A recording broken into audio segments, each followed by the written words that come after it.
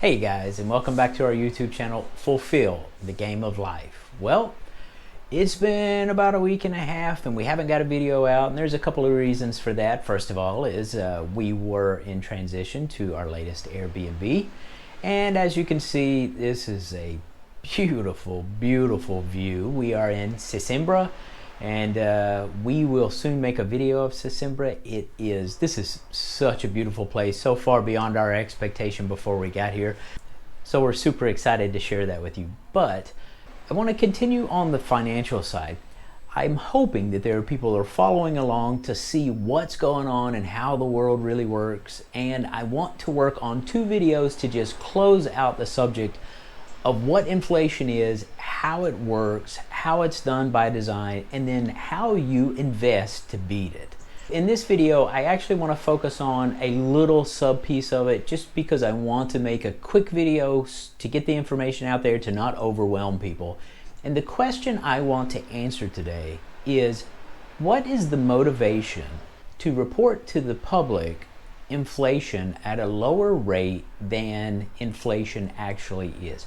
If you watch the first video of this series about inflation, you do understand for certain how inflation is calculated, and you also understand that the inflation that you see in the newspaper or on the news or on the internet, the number you see is simply not even close to correct. It's usually reported somewhere in the ballpark of 2 to 2.5%. And what you actually observe is somewhere over the last 3 to 4 decades, somewhere close to 7 to 10%. So what motivation would there be to inform the public of a number that is not accurate? Well, there are actually 3 really noticeable reasons that this is done. And of course, you're not going to like any of the 3, but they are what they are. Now, to understand why the motivation would be there to give you a different number, you basically have to look at where this number is used and what impact it would have by underestimating.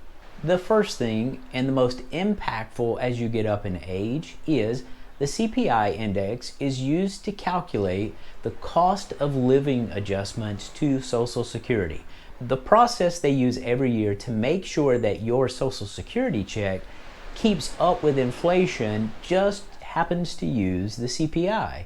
So the average Social Security cost of living adjustment for the last 10 years is exactly 2.5%, which is used directly from the CPI. However, just as a point of curiosity, let's look a little further back, and you'll notice pre-1983, where we showed you they took out things such as housing out of the calculation. Look at the adjustments averaging almost 10% cost of living adjustments. So do you think that the government may have said, we're going to go broke if we keep actually having to pay senior citizens the real rate of inflation that we're actually causing with our monetary policy? So what that actually means for senior citizens is every year your check gets 1.4% higher, and the cost of the goods around you get 7% higher. So the reality of the situation simply is not good.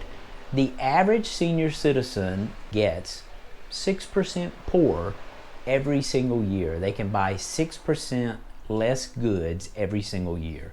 Now, I do want to take a moment to help people understand all of the videos and all of the math that was put together for the first 2 of this video were actually done before this last massive surge in inflation, again, caused by the significant money printing from the COVID unemployment of everyone, and the printing of the money to send out the checks has really driven this crazy.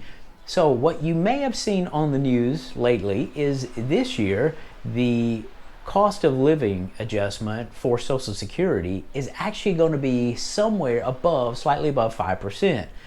So that seems like great news until you realize that the overall cost of living actually for senior citizens who only live on Social Security is up at least 20%. I do want to show you this graphic because it tells you how much inflation is really going on right now. In 2020, a turkey, $28.80 for a 16-pound turkey. In 2021, $55.20. So the senior citizen who gets the 5% increase in cost of living, I guess should be thankful that we did get that. But the fact is that doesn't even come close to paying for the inflation that everyone in the entire country is feeling right now every time they go to the grocery store. So on to the second reason why the government might want to give you a inflation number that's lower than reality.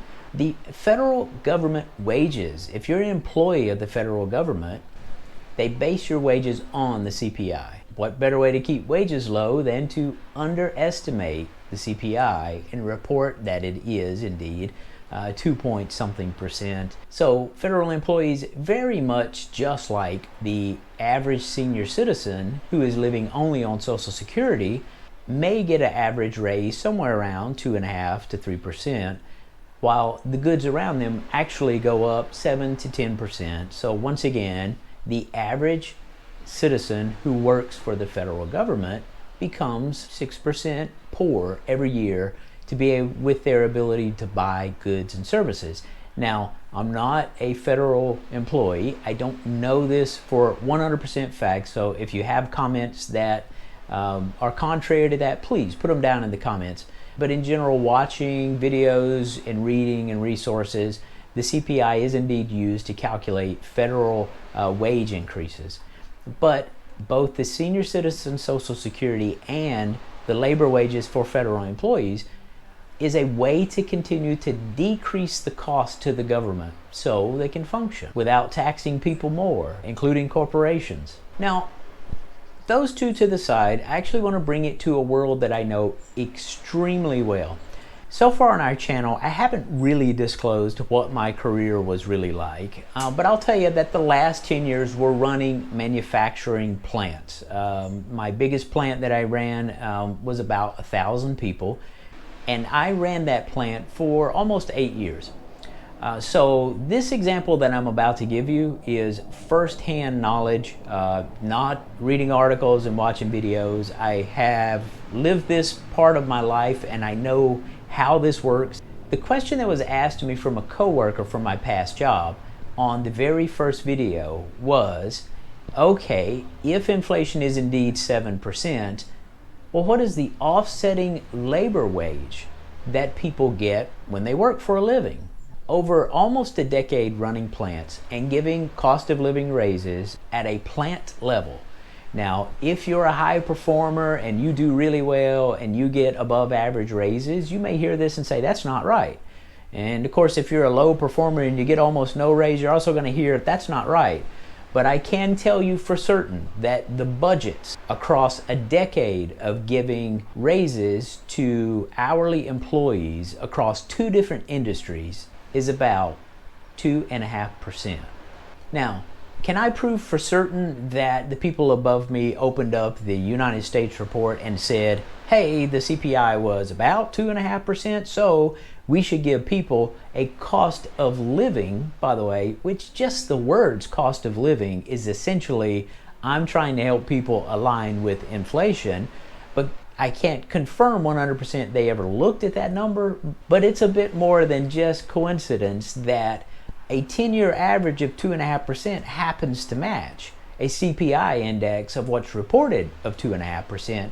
So in almost all likelihood, the CPI index is used not only in the federal world and the Social Security calculations, but it is also used by general corporate America to set average labor wage increases annually, which means, once again, practically said, if the average wage increase across an entire population of 1,000 people is 2.5%, but the real prices around them go up 7 to 10%, they got 6% poor every year. Now look, this is not a rosy picture. It is, though, unfortunately, the reality. I do encourage you to go do your own investigation if you think this is not a plausible explanation of why the basket of goods was designed and why certain things are taken out of the basket of goods. because the number is not just a number that shows up in news reports.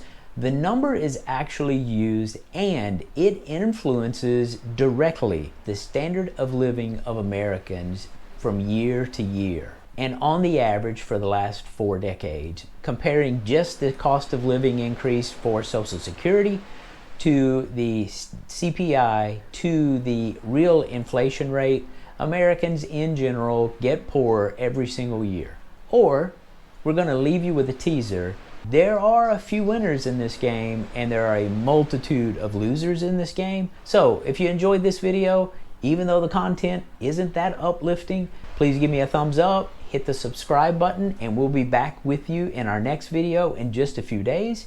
And we'll also get you a little more tourism, because Portugal is such a beautiful country, and just standing up and walking out on the balcony every single morning as the sun comes up to actually see these cliffs and this ocean behind me is just a retirement worth working for. So keep listening to these videos and get ready, because we're only 2 videos away before I start going through how I actually invest, and the results from the last year are phenomenal.